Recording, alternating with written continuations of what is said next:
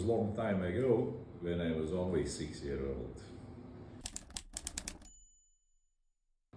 And exactly at the same moment when I stepped on board, first time at 6 years age. Tu smiesies vai nesmiesies? Ja es aizbraucu uz Odrē, man pavizināja ar buru laiviņu, atpakaļ aizbraucu uz Zvaigznes ABC, kā jau toreiz saucās grāmatu veikals, un nopirku grāmatu, kā uzbūvēt jahtu. Būtībā tas sākās 2002. gadā ar mazu darbnīcu, ar idejām, kuras vajadzēja sākt kaut kādā veidā īstenot. 2006. gadā tā darbnīca kļuva lielāka, aptuveni 500 kvadrātmetrus jau mēs aizņēmām. 2007. gadā sākām būvēt pirmo jaunbūves projektu, tad mēs 2009. gadā pārvācāmies uz pašreizējām telpām un sākām būvēt pirmos lielos projektus kā ģenerāla uzņēmēji.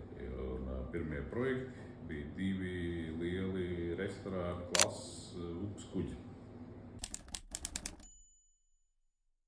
Iepazināmies ar vienu čalu no Taivānas, kas bija viens no lielākajiem pasaulē mediju kompāniju īpašniekiem.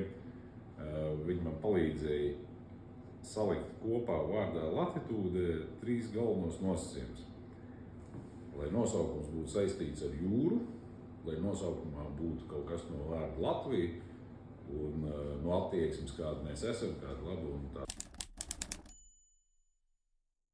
Atpūtas kuģos līdz 24 metriem var vadīt ar diezgan viegli iegūstam vadītāja apliecību un nevajag profesionāls kapteiņa tiesības, bet te pašā laikā tu iegūsti 3 reizes lielāku vienkorpusu kuģa kopējo platību.